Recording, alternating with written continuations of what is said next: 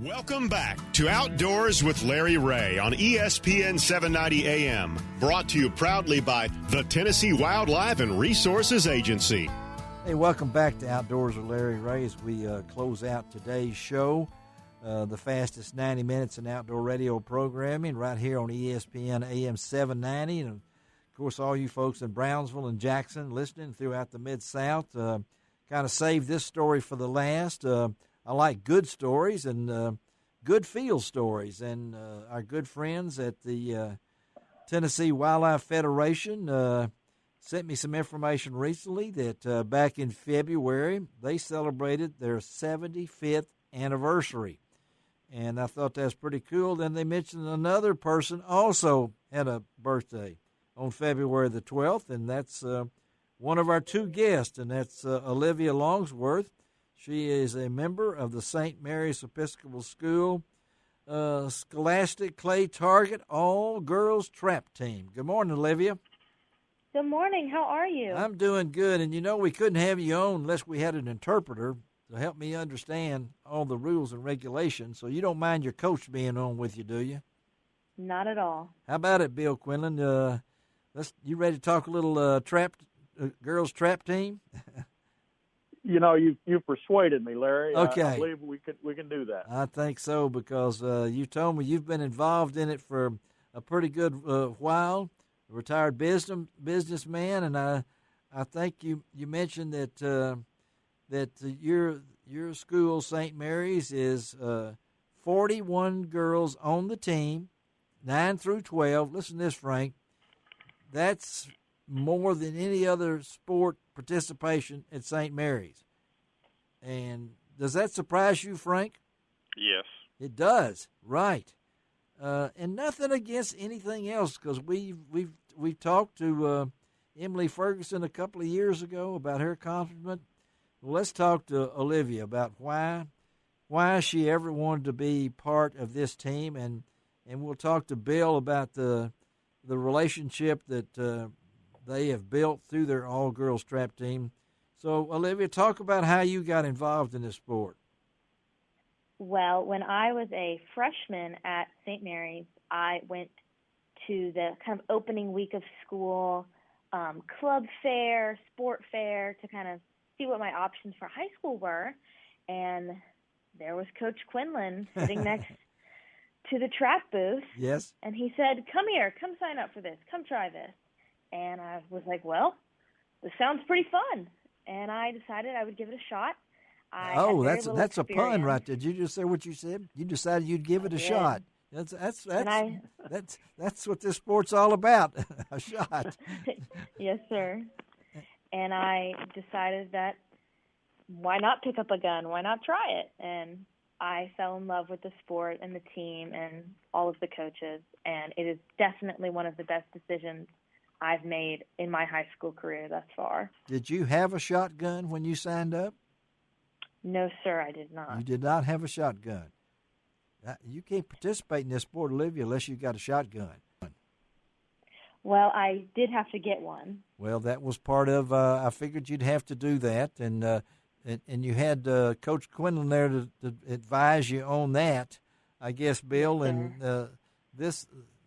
We got to step in here real quickly because, Bill, I know that you're heavily involved in this, and you guys are all volunteer coaches at St. Mary's. So what makes this thing click there at St. Mary's that maybe it can't do at other places?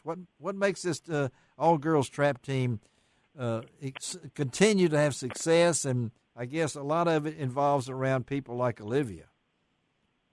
It certainly does.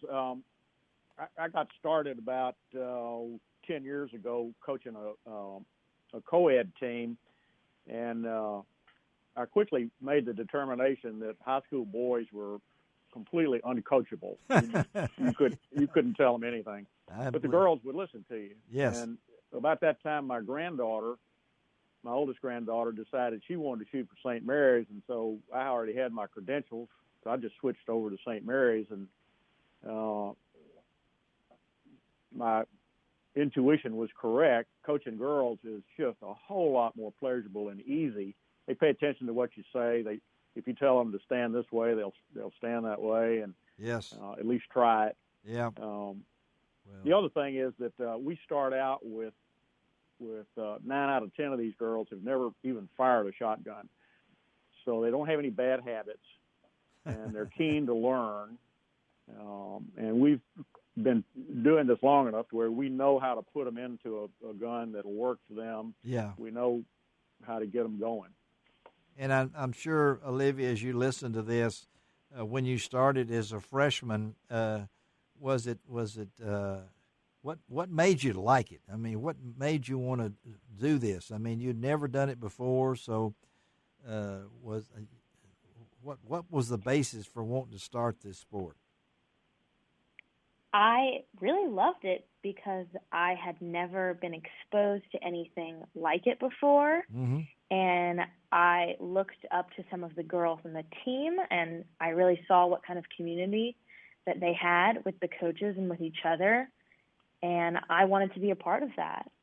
And I thought it was definitely something I could carry throughout my 4 years of high school, and I've done so, and I've loved every minute of it.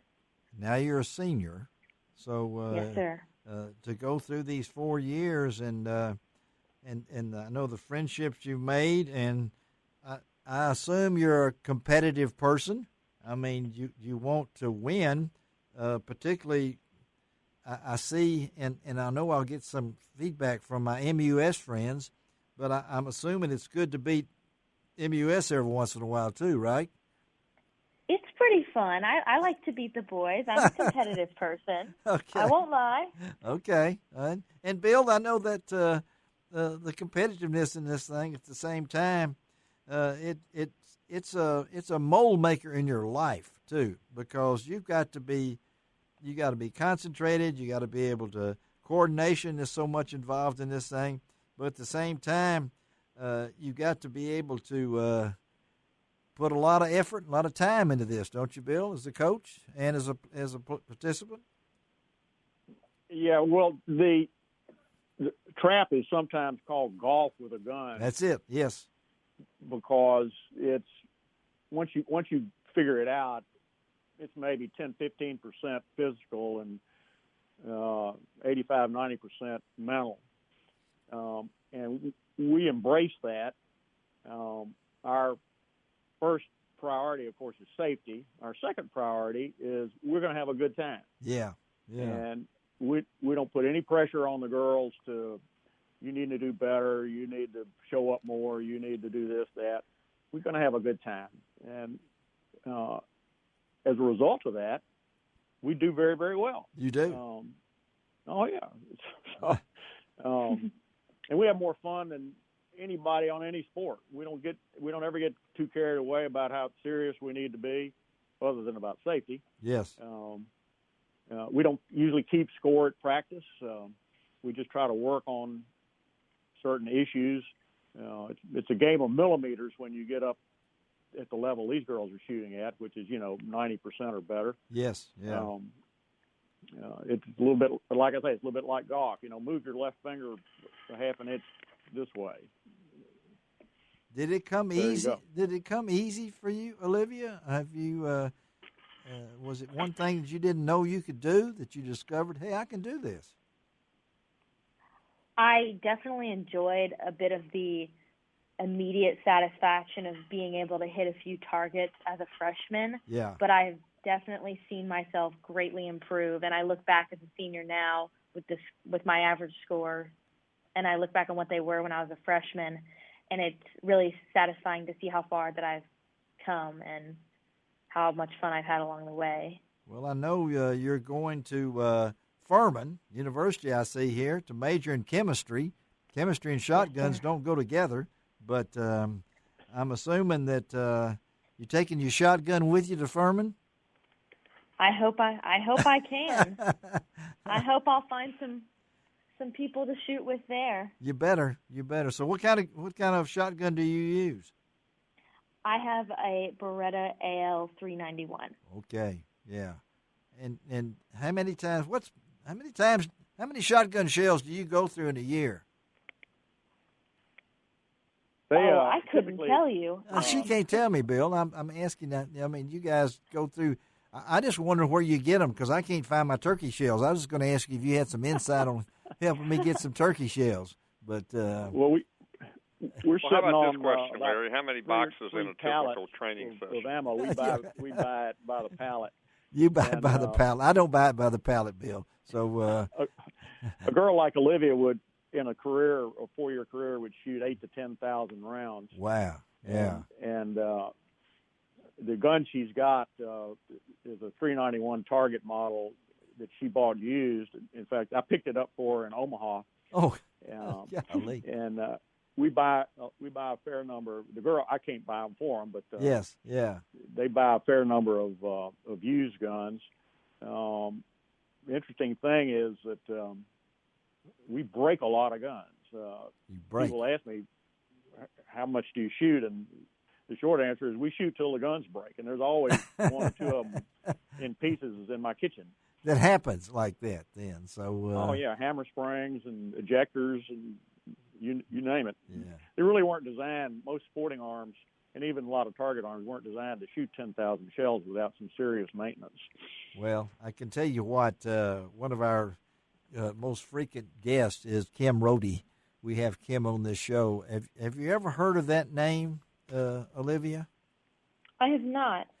Bill, you know who Kim Rohde is, don't you, Bill? Of course, and of course she started out in SCTP. Yes, she sure did. That's what I'm all leading to. You tell Olivia after we get off this interview, tell her to look up Kim Rohde, RHODE, Olivia. If you need somebody who wants to inspire you, you can look at Kim Rohde because she's been in the Olympics 6 times as a shotgunner and things like that. Hey, we appreciate both of y'all being with us. Olivia Longsworth, continued success when you head off to Furman. Hope you find some place to shoot that shotgun over there. And Bill, continued success at St. Mary's. Great job. And I know the folks listening to this morning, you may have spurred some interest, Olivia, in some other young ladies that would like to take up this sport. So hope y'all have a great weekend, and we'll stay in touch, okay? Thank you. Thank you, Larry. Thank you. All right. Okay, I heard you in there, Frank, talking about my turkey shells. You know, it only takes one, okay? So I don't spend a lot. I don't waste a lot of turkey shells, all right, Frank? All right. I understand. All right. Pretty cool, though, right, Frank? Yeah. Yeah, it's pretty cool. Anyway, you can look up St. Mary's Episcopal School on the website and find out all the information. Let me tell you about next week's show. It is special. Get ready, Shelby McCall, because it's our turkey show. Bill Cooksey will be our co-host.